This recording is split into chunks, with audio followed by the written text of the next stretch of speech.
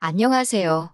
믿음직한 남편과 눈에 넣어도 아프지 않을 딸을 키우고 있는 30대 여성입니다. 시어머니 시집살이, 이상한 신우 이야기. 저도 들을 만큼 들어봐서 어느 정도 각오는 되어 있었는데 염치 없는 사촌 신우한테 시달리게 될 줄은 상상도 못했네요. 남편과는 지인의 소개로 만났습니다. 처음 소개를 받았을 당시 남편은 대기업 생산직으로 근무하고 있었고 저는 중소기업을 다니는 평범한 직장인이었지요. 지금은 남편은 여전히 같은 곳에서 근무하고 있고 저는 출산으로 회사를 관뒀다가 얼마 전 다시 새로운 회사에 다니게 되었어요. 제 입으로 말하기 쑥스럽지만 연애 당시부터 저나 남편이나 성격이 둥글둥글하고 모난 데가 없어요. 둘 다 갈등을 싫어하고 져주는 게 이기는 거다라는 식이고요. 그래서 서로 다투는 일도 거의 없었고 무탈하게 3년이란 시간을 함께 했습니다. 그 밖에 객관적인 조건들도 비슷해서 남편이 결혼하자 했을 때 크게 걱정하거나 따지고 들지 않았네요. 남편이 모아둔 돈 7천에 제가 모아둔 돈 6천 그리고 양가에서 5천만 원씩 보태주셨습니다. 적다면 적을 수도 있고 많다면 많을 수도 있는 미천을 가지고 저희 둘의 미래를 그려나갔어요. 정말이지 서로 복이 많고 운이 좋은 사람들이라며 주변 사람들에게 감사한 마음을 갖고 시작했지요. 신혼집은 남편의 공장에서 멀지 않은 곳에 구했는데 아무래도 남편이 3교대로 일하다 보니 남편에게 맞춰주는 게 좋겠다 싶었거든요. 문제는 그렇다 보니 제 직장까지 왕복 1시간 반에서 2시간 정도 걸리대요. 하지만 남편이 워낙에 미안해하고 고마워해서 크게 불만 같은 건 없었습니다. 이후로도 저희는 연애 때와 마찬가지로 별탈 없이 결혼 생활을 이어갔고요. 그리고 결혼한 지 2년 만에 저희에게도 아기 천사가 찾아왔습니다. 사실 남편이나 저나 30대 중반을 향해 달려가고 있다 보니 조금 조바심이 나던 시기였어요. 가능하다면 둘은 낳고 싶은데 연년생은 피하고 싶었고 저희도 나름대로 이런저런 기준이 있었으니까요. 그래서 결혼하고 6개월 정도 지나서부터는 신혼도 신혼이지만 아이를 가지려고 부단히 노력을 했네요. 그런데 그게 제가 마음먹었다고 제 뜻대로 되는 일이 아니더라고요. 올해도 안 되면 병원에 가보자고 서로 그렇게 이야기를 하던 찰나에 임신이 되었으니 저도 남편도 얼마나 기뻐했는지 모릅니다. 양쪽 부모님들도 무척 좋아하셨고요. 그런데 문제는 제가 생각보다 입덧을 심하게 하더라고요. 제가 다니던 회사가 중소기업이기는 해도 출산휴가나 육아휴직 제도가 워낙에 잘 되어 있어서 웬만하면 휴가만 쓰고 복귀를 하려고 했는데 몸이 너무 받쳐주질 않아서 도무지 휴가 가지고는 답이 안 나오더라고요. 일단 출퇴근 자체가 불가능한 상황이었던 데다가 운 좋게 회사에 도착을 하더라도 다른 직원이 어쩌다 먹는 샌드위치 냄새에도 그만 화장실로 뛰어가게 되니 의도치 않게 주변으로부터 유난스럽다는 말도 듣게 되고 속상하고 힘들고 도저히 못 버티겠더라고요. 그래서 결국 임신 4개월 차에 퇴사를 해야 했어요. 그리고 그 무렵 어머님 생신이라서 온 가족이 모이게 되었습니다. 시집 온 이후로 계속해서 어머님 생신상은 제가 챙겨드리고 있었는데 올해는 그럴 상황이 못 돼서 남편이 나가서 먹자고 했다더군요. 그런데 어머님이 미역국만 있어도 된다며 집에서 먹자고 하셨던 모양이에요. 그래서 남편이 이번엔 어머님 형제분들도 초대를 하자며 어머님 마음을 달래드렸다고요. 그런데 임신을 했던 탓인지 이 말도 그렇게 서운하게 들리더군요.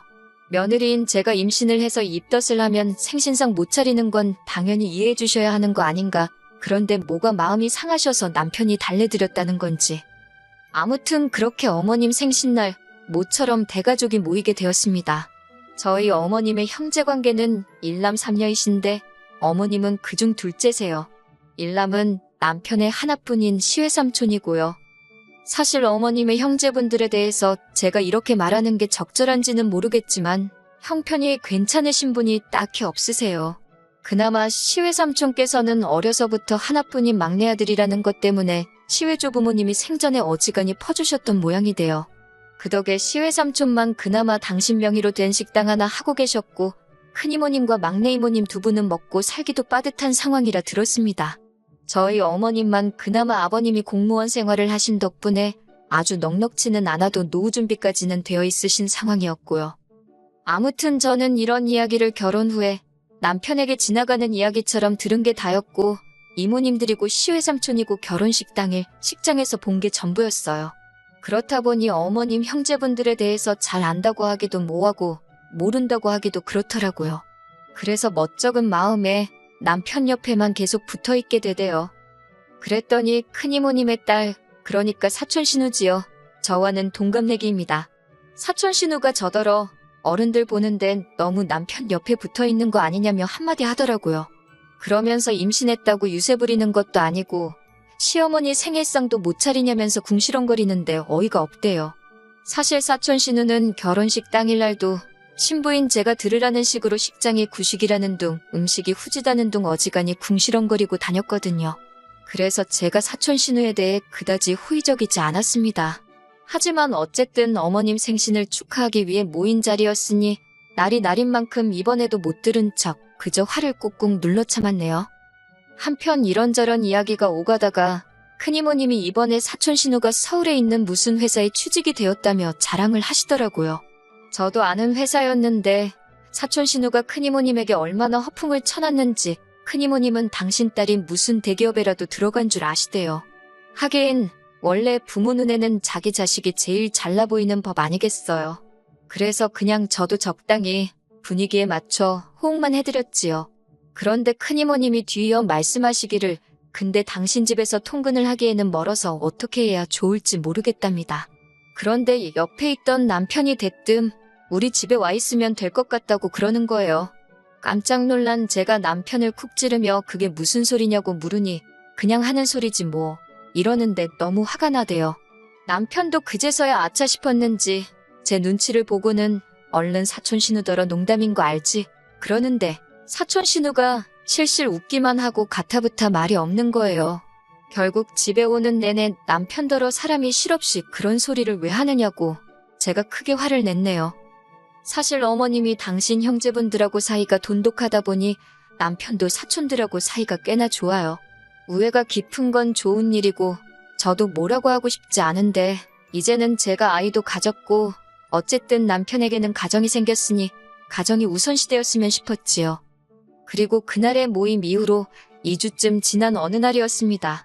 큰이모님께서 웬일로 연락을 주셨더라고요. 사실 큰이모님에 관한 이야기야 어머님을 통해서나 듣지 제가 큰이모님이랑 따로 연락을 주고 받을 일이 뭐가 있었겠어요. 아무튼 무슨 일인가 싶어 전화를 받으니 대뜸 하시는 말씀이 내일 사촌 신우가 저희 집으로 갈 거랍니다. 그게 무슨 말씀이시냐 하니까 집 구할 때까지만 일단 저희 집에 있을 거라나요. 시집도 안 간 처녀이니 아무데나 혼자 둘 수 없다나요. 처녀나 마나 나이가 30이 넘었는데 혼자 살아야 되면 사는 거지 그게 무슨 상관이래요 소리가 정말 목끝까지 올라왔습니다만 일단은 남편과 상의해보겠다 했습니다.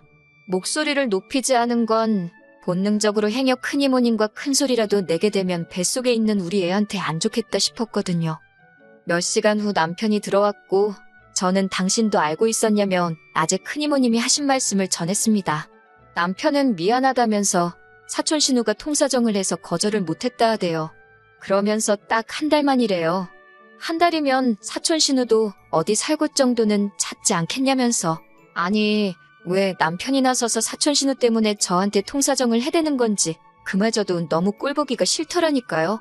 하지만 이미 벌어진 일 어쩌겠냐 싶기도 했고 더는 왈가왈부하기도 싫어서 딱 한 달이라고 했습니다.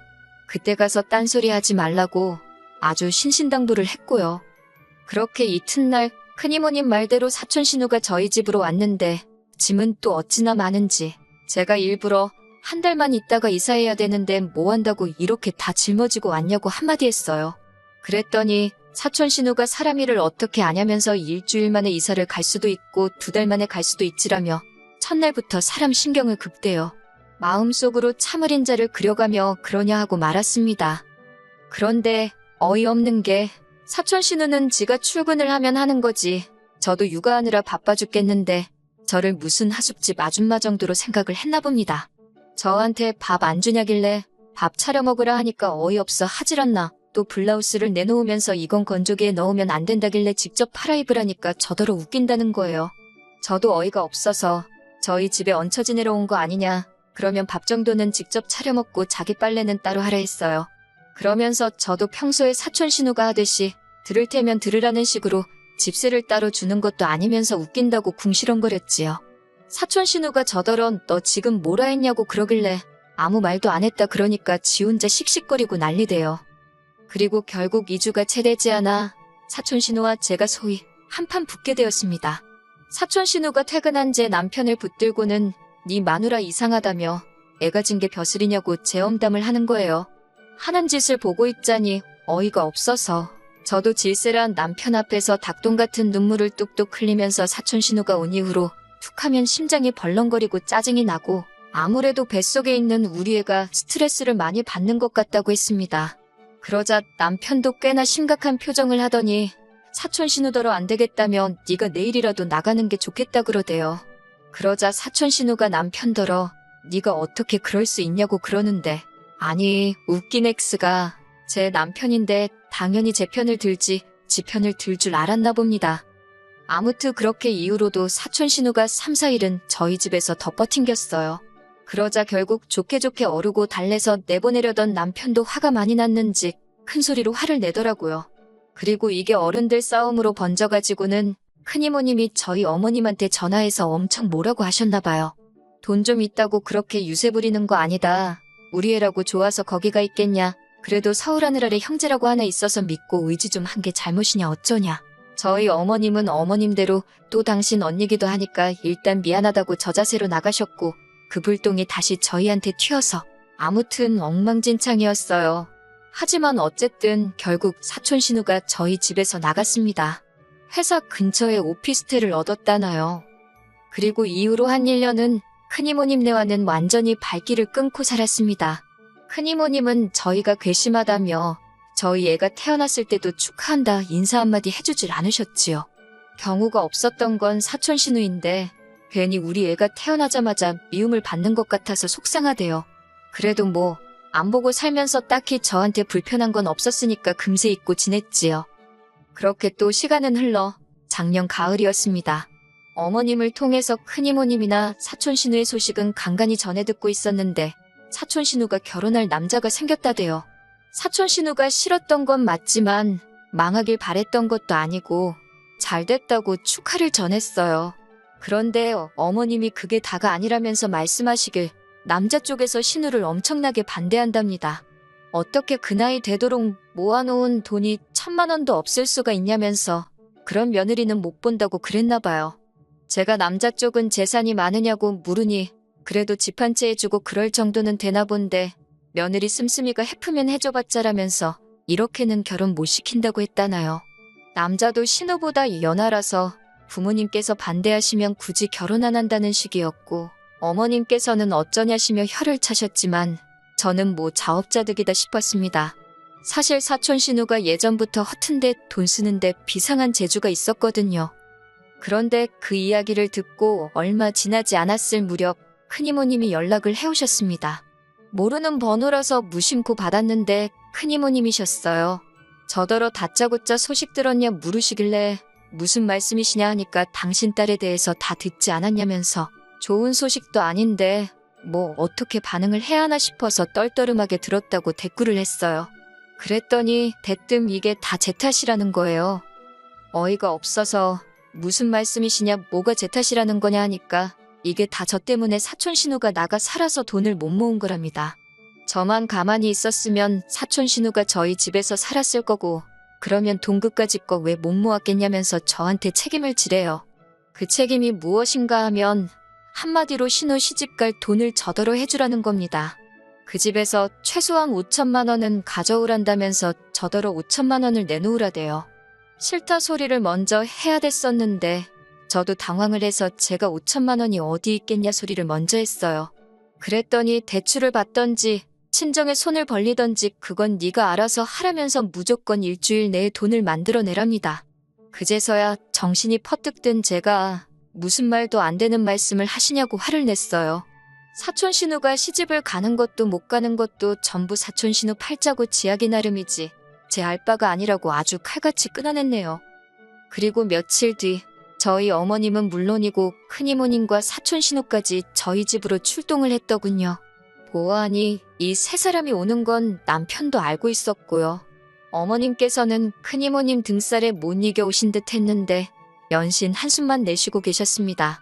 하지만 사촌 신우는 자기 친정엄마의 이모까지 대동하고 나타나니 어깨에 힘께나 들어간 눈치대요. 저더러 자기도 상황이 이렇게 돼서 유감이네 어쩌네 헛소리를 떠들어대더니 일단 3천만 원이라도 준비하랍니다. 그런데 사촌 신우 하고 있는 모양새를 보니 아주 온갖 메이커로 치장을 했더라고요. 저는 사촌 신우를 똑바로 쳐다보고선 남들 하는 거 다 하고 살 때는 재밌지 않았냐고, 그때는 이런 날이 올 줄 몰랐냐고 물었습니다.